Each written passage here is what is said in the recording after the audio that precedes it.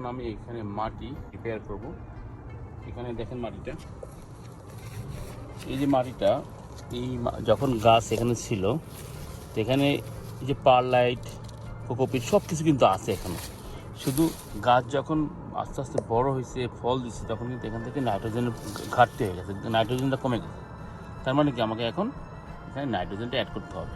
তো নাইট্রোজেন হলো আমরা যদি প্রাকৃতিক বা যেটা জৈব সার হিসেবে খুঁজি তাহলে কিন্তু, যেমন এখানে আছে দেখেন এই যে ফার্মিয়ার ম্যানুর বা হর্স ম্যানুর, এর মধ্যে প্রচুর পরিমাণে নাইট্রোজেন আছে। আর চিকেন ম্যানুর, দেখেন এই চিকেন ম্যানুরটা একটু ডিফারেন্ট।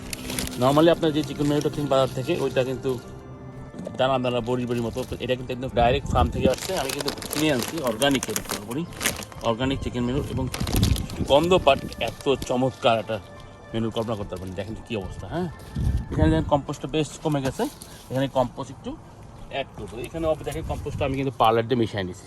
তা আর যেহেতু এখানে আমরা একবারেই সার দিব পটে, আর এখানে একটু স্লো রিলিজ দেবো। আমরা শুরু করি স্লো রিলিজ। আমি এই দেখে এই দেখছেন এটা হাফ পট দিচ্ছে, এটা 30 মিলিগ্রাম, এটা দিয়ে দিলাম। তারপর আমরা এই যে চিকেন মেনুটা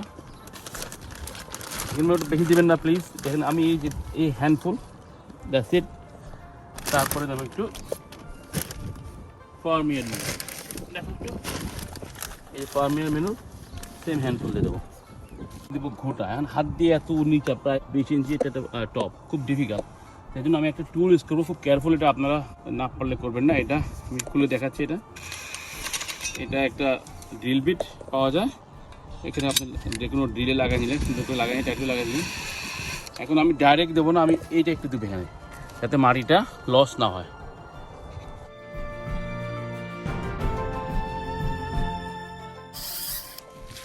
দেখেন এই প্যাট ফোটা দেওয়াতে একটা মাটিও নষ্ট হয় না। এই মাটিটা একটা শিকড়ও নাই। আপনারা বলতে পারেন শিকড় নাই কেন?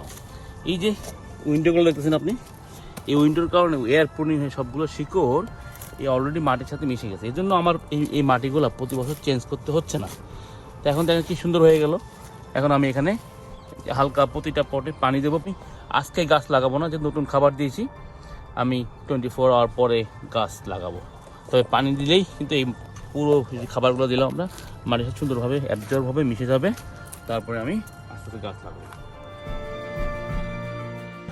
আলহামদুলিল্লাহ আমার সবগুলো পট রেডি হয়ে গেছে আজকে। এখন সবাইকে আমি বিভিন্ন সময় বলেছি যে আমরা যেন একটু সময় দেই গাছটাকে অ্যাডজাস্ট করার জন্য। তো আমি দেখেন এই গাছটা যদি আজকে লাগাই, এটা করবো কি আমি এখন, বাই দা ভাই, মাটিতে বিভিন্ন খাবার দেওয়ার পরে, যে মিক্স করার পরে পানি দেওয়া উচিত। আল্লাহ কি কত দেখেন বীজ চলে আসছে আমার জন্য। এখন বীজ দিতে পারি, পুরো পটগুলো ভিজে যাবে এবং মাটিগুলো সুন্দর হয়ে অ্যাবজর্ব হয়ে যাবে। এখন আমরা এই যখন পটিং করবো, গাছটা লাগাবো, আমি এখন করবো কি টপ সহকারে আজকে আমি ওভারনাইট রেখে দেবো, কালকে পর্যন্ত। আর এই যে জিনিসটা দেখেন, এই লেভেলে মাটি যখন সেম লেভেল থাকে, একটু দাম নিচে এইভাবে দিয়ে আমি এখন যেহেতু এই যে প্লাস্টিকটা দিয়ে কিন্তু টেম্পারেচার একটা কন্ট্রোলে আছে, তো এখন আমরা ডাইরেক্ট সঙ্গে না দিই, দেওয়ার পর এইভাবে পটে রাখবো। রেখে আমি এরকম একটা কাভার দিয়ে আমি প্রায় 24 আওয়ার রেখে দেবো।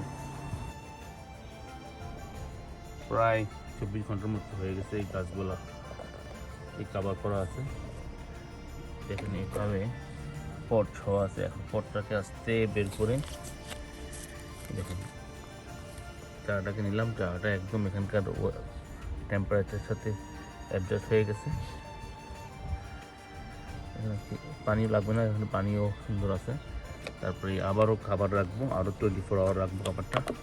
এখানে একটা হোল আছে দেখতে পাচ্ছেন। হ্যাঁ, খাবারটাকে ভালোভাবে সিকিউর করে দেবো, বাতাসে উড়ে যেতে পারে। আর এই মুহূর্তে যত হার্ডনিং হোক না কেন, এই বাতাসটার মধ্যে জলীয় বাষ্প আছে, এই বাতাসটা কিন্তু গাছের জন্য অনেক ক্ষতিকারক। এভাবে দিয়ে রাখলাম। পাশে দেখলাম একটু এই ব্লু কালারের যেই স্নেইল প্যালেট দিলাম, যাতে আক্রমণ ওরা না আসতে পারে। তারপর অনেক সময় চলে আসে, এই হোলটার জন্য আমি একটু ছোটো হোল করে দিলাম। এই দেখেন যেটা এগুলো ছোট্ট হোল করা আছে, এখানে করে দিয়ে দিলাম, যাতে স্লাগ ভুলেও না ঢুকতে পারে।